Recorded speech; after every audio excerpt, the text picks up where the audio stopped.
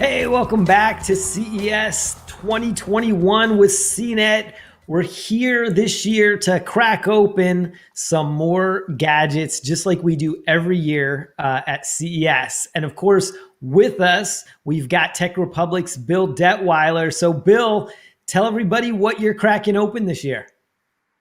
Yeah, so we've got some really exciting things to take apart, just like we always do. In years past, we've done things like the BB-8 Droid. We've done the Apple Pencil, which was great, and we almost set the stage on fire. But this year, we've got an iPhone 12 that we're going to take apart, and not just any iPhone 12, but the one that CNET torture tested out in Lake Tahoe to do the water test. So we're going to see if there's any damage inside that we can see. It won't turn on, so we think there is, but that should be exciting and fun. And then we also have an Xbox Series S that we're going to take apart, one of this year's new game consoles. So, I can't wait to get into it. All right. So, Bill, every year at CES, like you said, you do this, but you also do this during the time you're not at CES, of course. You do it during the year. You crack open these gadgets. You've been doing this for a long time. When we were colleagues and worked at CES, worked at Tech Republic together, over 10 years ago, the first Xbox was actually one of the first things that that was cracked open. Xbox 360, I believe it was, and an Apple iPod was one of the early things that you cracked open as well. So this one goes back a long time. These two products are ancestors of two of the first things that you cracked open, over a decade ago.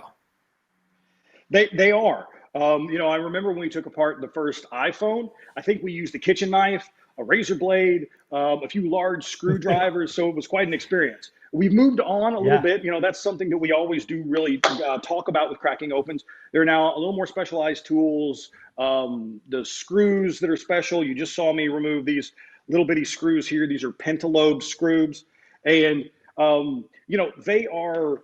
You can buy tools on the internet now to take them apart. Also, the devices are just made to be taken apart now, much more easily and repaired than they were in the past, which is great for either DIY or if you want to take it back to the manufacturer. So with the iPhone 12, one of the first things we always do, and I'm going to do that right now, is I'm going to remove the. I'm going to try to hold it up to the side camera here. I'm going to remove the SIM card holder. And then I've already removed the two pentalobe screws here from the bottom next to the lightning port. And those are the same on the 12 as they were on the 11, as they were on the 10. And then I'm going to use a suction cup and try to pull off the front screen. Now, the Great. screens on the iPhone 12 are a little different in that they do open sideways, but they open to the opposite side as they did on the 11. So I haven't cracked open a 12 before, so this is going to be a little bit of an adventure. We may see some breakage. I don't know. I hope not.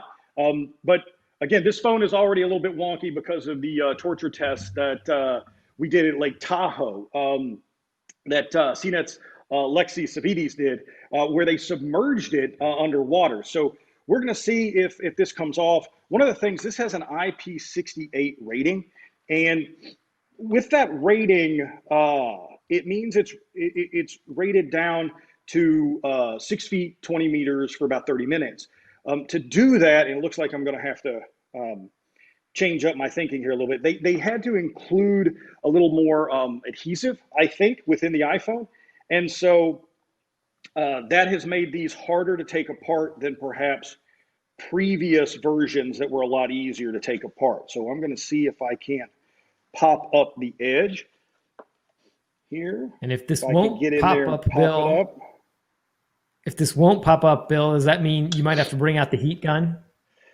Well, so yeah, that's exactly it.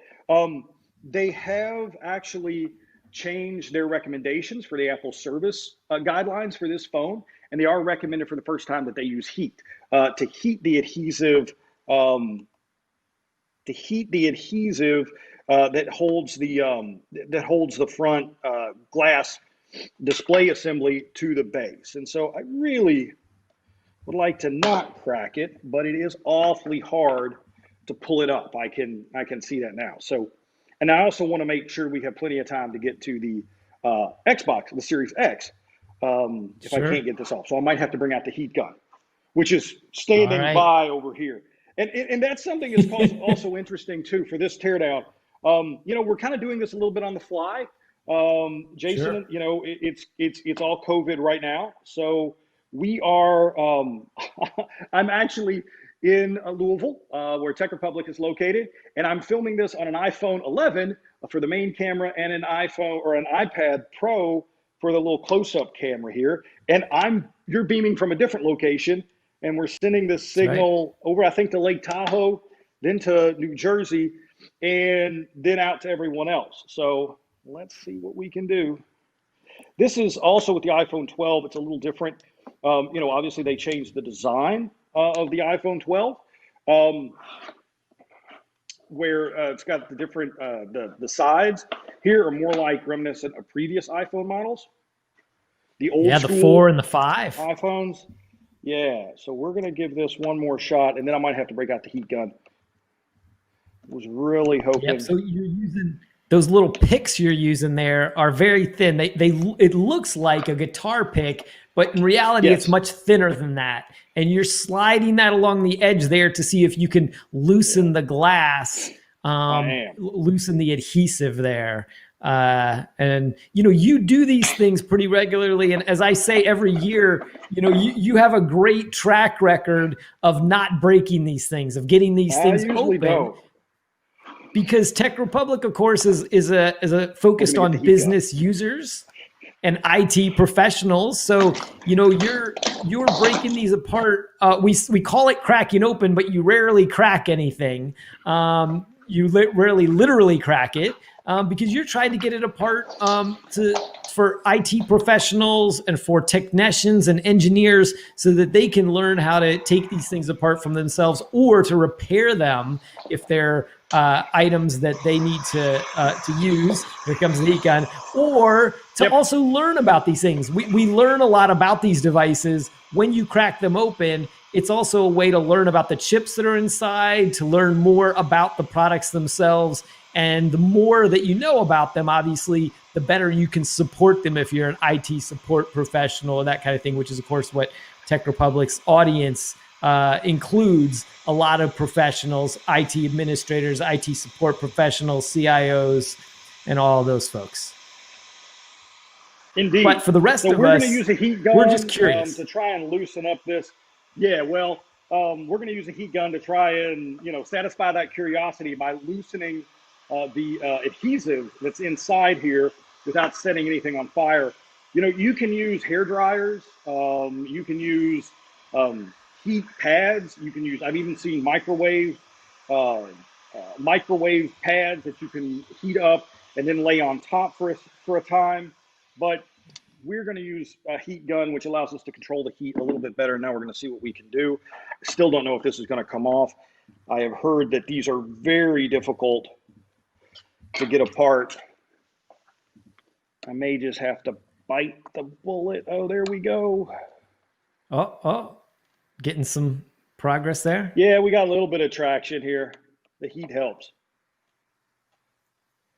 Little bit of traction. What you usually don't want to do with glass. So this is a little metal tool, and what I will try. There we go. What I'll try to do is not use the point to actually go inside the glass. Now, again, you know, when we started doing this years ago, Jason, you know, especially with the iPhone, the reason we did a lot of it too was to, you know, see what's inside, satisfy our own curiosity, and like you said, Yeah. learn how to support the devices, all that. And it was also expensive to repair these items. Maybe Yeah. almost as expensive or very high, almost as expensive as just a replacement.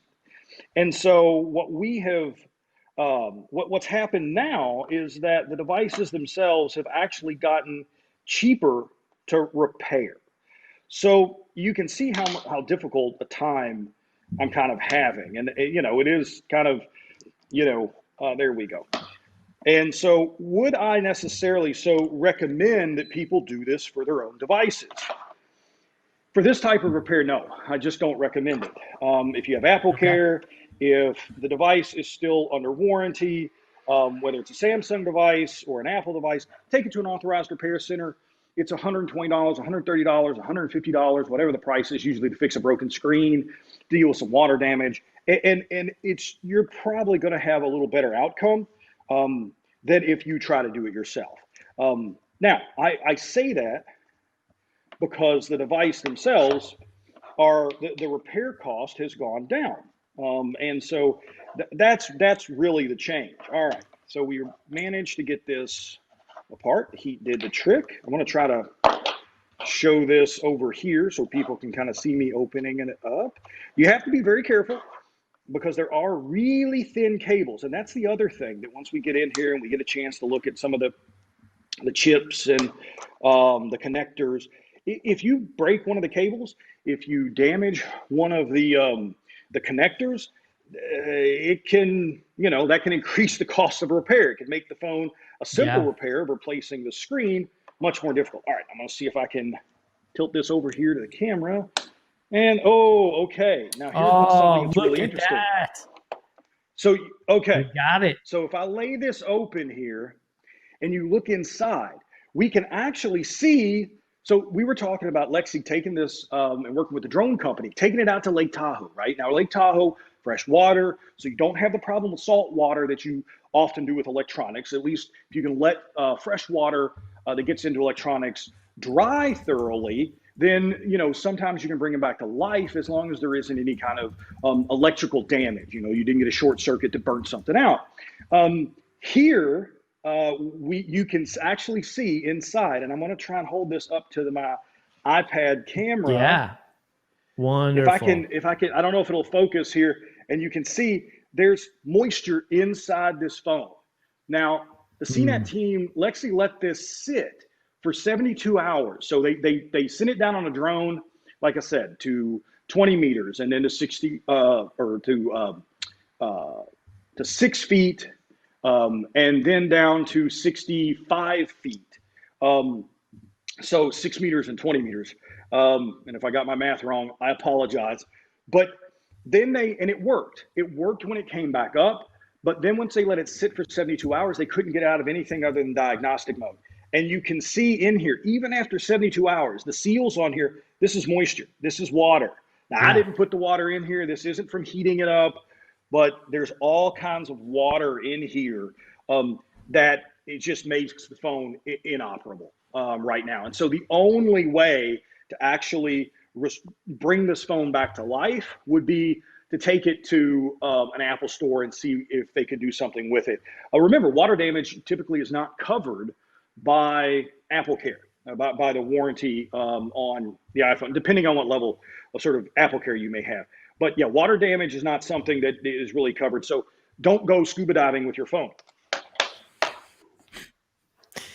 Wow. So, hey, look, the victory here is that you got it open without cracking that screen and without having to do, any external or immediate damage to it. So good work. You got another one open, Bill. We're going to try and remove some of the little connectors here to see if we can't get inside. Again, these are really small. They're really tiny. You definitely don't want to damage any of them when you're taking these things apart, because if you do, it can hose the phone. And this is the one thing that I dislike about Apple.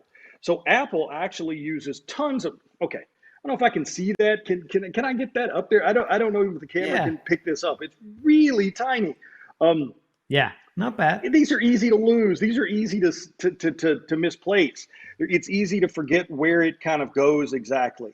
So you do have to be careful when you're doing this, not to lose them, not to break them, not to, have anything, because you can't go down to the hardware store and get that screw. And get those screws. Sure, you might be able you also have to be kind of organized, right? Right, Bill? You kind of will take them out and you'll put the ones that go to this part, go put them near there. And then because a lot of these screws are different types of screws, they're not all the same kind of screw. So because of that, it can get really difficult in putting it back together. It's like a jigsaw puzzle trying to put that thing back together, which you often do after you crack open some of these devices, is you put them back together to try to get them back in functional order. In this case, this device is not exactly functional, although it's possible with getting some of that moisture out of there, maybe it would work again after after you're done with it. You never know. Indeed. No, okay, no, I don't think so. And I'll tell you why. So I just removed this piece, and I'm going to try and hold it up to the camera. Again, I don't know if this is going to come through. So I removed this cover here, and you can see a little bit of what looks like scorching or corrosion or burning right there. And if I hold this up to the camera here, and you can kind of get a shot of that, you can see here the moisture has caused what appears to be, again, something that's either scorched or something that is burnt or corroded. And so it looks like there could have been an electrical short. I don't know. So we're going to go ahead. So I think this one probably toast. It's toast. Yeah. And it's, so this is one of the things that has made these devices easier to repair. So this is the display assembly on the phone here, and there are components attached to it. So let's say you crack the screen, you pop this off, get the new screen, 100 some odd bucks, put it on there, no worries. But when you have the system board, which right here, I'm going to try and hold this up to the camera, see if everybody can kind of see it. The system board runs this way and then down like this. It's next to the battery. You have the Taptic engine down here, which does the vibrations and the touch sense, it provides the two touch. And you have the lightning connector here. You have speaker assembly down here for the two speakers. You'll have the camera assembly up here and the LiDAR on the Pro. I'll take this off so you can kind of see the cameras. Up here you have the front-facing camera, the IR illuminator for facial recognition, all that stuff. But this burnt spot appears to be on the circuit board, the main circuit board. And that's when it gets really expensive to replace. Because, you've got the new A14 chip on it, the new 5 nanometer chip. You've got the memory, you've got the storage, you've got basically everything that the guts and brains of the phone is on this chip and on the board. And when the board's destroyed, you're pretty up. You just have to replace the board. So I'm also going to go ahead and remove this metal plate here, which we can get in. I'll show you the cameras while we still have a few minutes left on our iPhone. Yeah. And then we'll do the Xbox. Yeah, I mean, I kind of had hoped that this wouldn't be the case with this phone. I was hoping we could dry it out. I was hoping we could. Me too. I was hoping we could get it back in working order, but it just looks like we're not going to be able to do that. But you've done well. Sorry, though, Jason. Bill. I was just gonna say another customer served there, another device well served. Ooh. You got it open without damaging it. Oh, you find something else? Let's see. Well, again, more moisture. You can see under the camera assemblies. You can see the chips there. Yeah, more moisture. Yeah. It looks like a little bit of some type of schmutz is the official term for that. One thing that I think is kind of interesting, I'm going to show two phones kind of side by side. Now, what I'm holding here, this is the iPhone 12. Pull back a little bit. I actually have an iPhone 11. This is the 11 that we cracked open last year. So you can see a little bit of the difference. So I'm holding these the same way. I hope everybody can see this. But you can see how the battery has been moved from one side to the other. You can see how the circuit board obviously is moved from the other side, one side to the other. You can see the change in size between the Taptic engines. You can see the position of the little SIM card reader is here compared to over here on the 11. And so it gives you, this is, you were talking about, Jason, you know, this is one of the things that we like to do with the cracking opens while we do it, so that we can see how the technology changes over time. Yep. That's great. So we're going to go ahead and I'm going to try and remove the cameras. Okay. Those cameras, you know, this year the cameras are a lot bigger, and the Pro, of course, includes that LiDAR sensor. And so it is an opportunity to learn a little bit about the way they did it. Ah, nice. That's the chip that runs the camera. Ooh, you can see that. It's really gotten some water damage on it. Yeah. I don't think that's taking any 4K video anytime soon. Nope. And you were mentioning the LiDAR. So that's something to take notice of too. The LiDAR on the Pro would usually be here. And if everybody can see it. But in the regular iPhone 12 version, there's just a little plastic spacer here. So it uses the same, you know, we're using basically the same housing, but they just put in a plastic spacer where the LiDAR unit would usually be. Yeah, it's a good point too. And that LiDAR was a big ad for Apple, because LiDAR, as most people probably are aware, is very expensive technology. And so Apple wouldn't put that in there unless they had some important future plans. And so that LiDAR, that's one of the things, again, we crack these things open to learn about them. Although this isn't the Pro Max, you know, we can note that, like you said, there's a big space for it, because that's an in-depth technology and an expensive technology.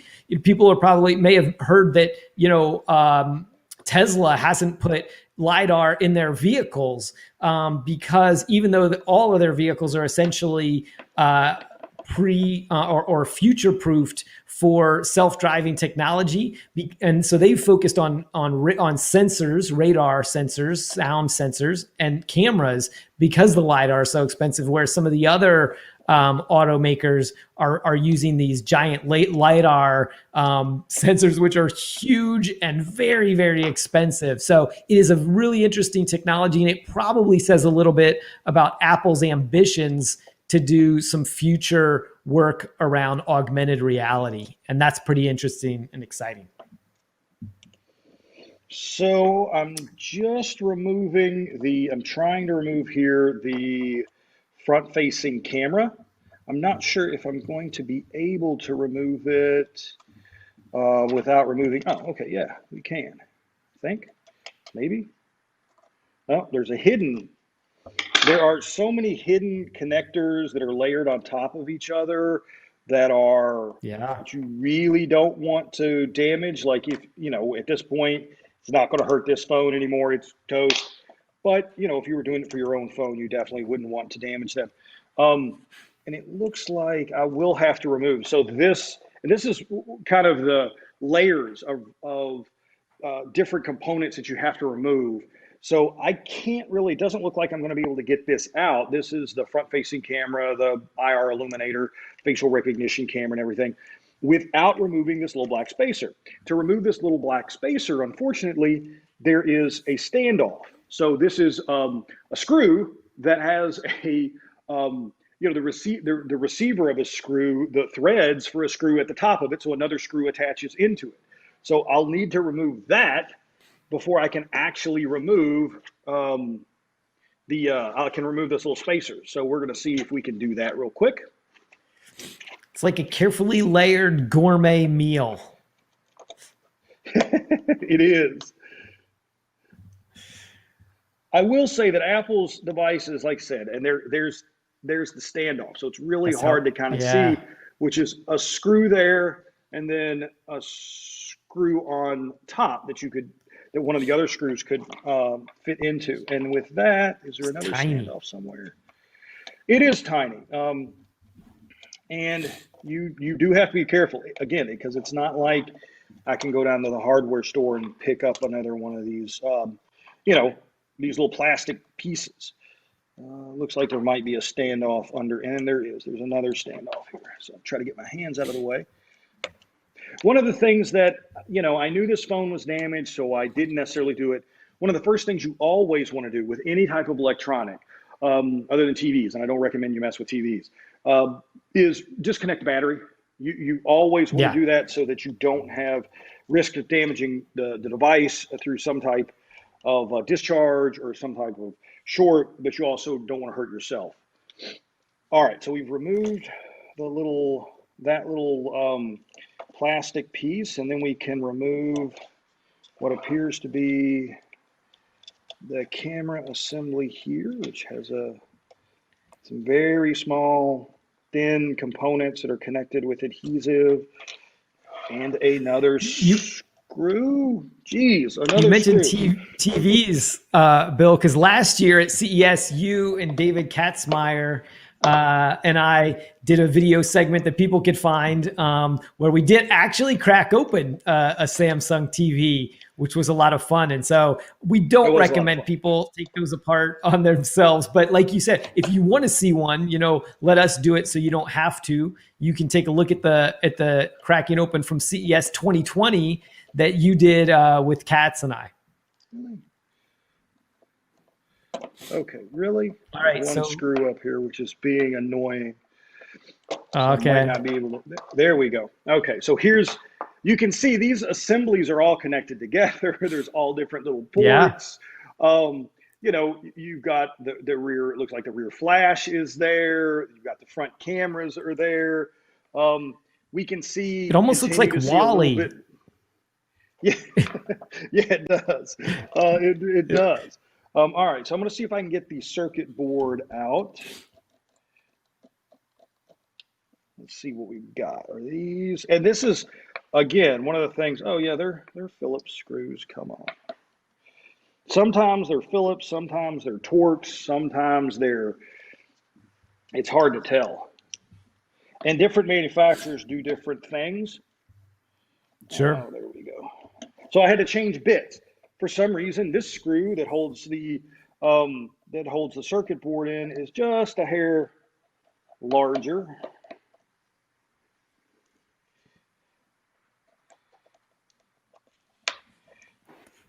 All right, so you just about have this iPhone completely taken apart, Bill, which is great. And so, we've definitely discovered. Oh, you got some more moisture. We've definitely discovered that there's too much moisture in here for us to have much hope that this thing could be dried out and turned into a working unit again. So we've learned that this was one, of course, as we mentioned at the top, that was torture tested by CNET, by CNET's Lexi Savides, underwater in Lake Tahoe. And it was not bootable, but we thought we would crack it open, see what we could learn about it. Definitely found some moisture and some corrosion, some other damage inside there. So it's not a case where we're going to be able to dry this one out and get it working again, sadly. But Bill did get it apart without breaking the screen or any other component. So once again, I'll take that the as deft a win. Hands of Bill Detwiler. Yeah, we'll take it. We'll take it. We'll take that as a little bit of a win here. Yeah, I think I got that screw was really rusty. Yep. And it's pretty bad, pretty rusted there. I don't think there's anything we're going to be able to do to save this one. All right. Well, Bill Detwiler, thank you for cracking open the iPhone 12. And for everybody, stay with us because we're going to be back in a minute. We're going to crack open something else. We're going to do the Xbox Series S. Not the X, but the S. And we'll talk about why in a minute.